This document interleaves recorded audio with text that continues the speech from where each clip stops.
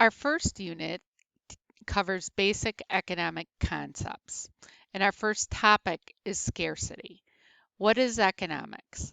Economics is defined as the science of scarcity, and scarcity deals with having unlimited wants but limited resources. Since we're unable to have everything that we desire, we must make choices on how we will use our resources. Economics is the study of choices. In economics, we're going to study the choices of individuals, of firms, and of governments. So, some examples. You must choose between buying jeans or buying shoes if you do not have enough money to purchase both. Businesses have to choose on how many people they're going to hire. And governments must choose how much to spend on welfare programs. The textbook definition of economics is a social science concerned with the efficient use of scarce resources to achieve maximum satisfaction of economic wants. The study of how individuals and societies deal with scarcity. What do you think this quote has to do with the idea of scarcity? So look at this quote and just think about that as I go through the lecture. Microeconomics versus macroeconomics. Over the course of the year, both content and subject matters are going to be covered. So what's the difference? Microeconomics deals with the study of small economic units, such as individuals, firms, and markets. Examples are supply and demand in specific industries, production costs, and labor markets. Macroeconomics is a bigger picture. So in macroeconomics, we study the large economy as a whole or economic aggregates. Examples would be economic growth, government spending, inflation, unemployment, and international trade. Currently, in the news, there are several of these macroeconomic topics that are discussed or covered every single day. So I want you to just take a look at these next few slides and just think about whether this would be a macro topic or a micro topic based on the definitions that I gave you.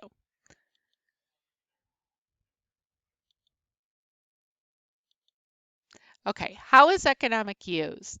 Economists use the scientific method to make generalizations and abstractions to develop theories. This is called theoretical economics. These theories are then applied to fix problems or meet economic goals, and this is referred to as policy economics. So there are what we call positive versus normative statements. A positive statement is based on facts. It avoids any kind of value judgment. So it's the what is. A normative statement includes value judgments, what ought to be. So look at these statements. Would they be positive or normative? So I'm going to scroll through each and then give you the answers. Okay, so based on the definitions of positive and normative statements, make sure that that makes sense to you. There's 5 key economic assumptions. Society has unlimited wants and limited resources. That's scarcity. Due to scarcity, choices have to be made, and every choice has a cost or a trade-off. Everyone's goal is to make choices that maximize their satisfaction. Everyone acts in their own self-interest. Everyone makes decisions by comparing the marginal costs and marginal benefits of every choice. Real life situations can be explained and analyzed through simplified models and graphs. So you can look at this video on your own? All resources are scarce. Did this come true? Some terminology. Utility, marginal, and allocate. Utility means satisfaction. Marginal refers to additional, and allocate means to distribute. And those terms will be very important throughout the course of the semester. Price versus cost. What's the price versus how much does something cost? A price is the amount that a buyer or a consumer pays. Cost is the amount the seller pays to produce a good or service. Investment. In economics, investment is referred to as money spent by businesses to improve their production. Investment is not a reference to stocks or bonds. So an example would be $1 million new factory. That would be a business investment that a company makes. Consumer goods are created for direct consumption. An example would be pizza. Capital goods are created for indirect consumption. Ovens, blenders, knives, etc. So everything that's needed to produce or make that pizza. Goods are used to make consumer goods. The 4 factors of production. The 4 factors of production are the resources that can be classified and that are used to produce and make things. So the first factor of production is land. All natural resources that are used to produce goods and services. Water, sun, plants, and animals. Labor is any effort a person devotes to a task for which that person is actually paid. So all different examples of labor.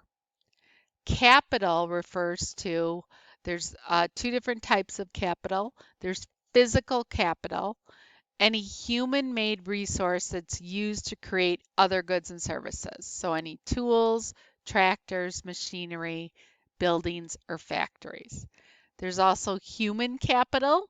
So human capital refers to skills or knowledge gained by a worker through their education or their experience. Entrepreneurship is the 4th factor of production.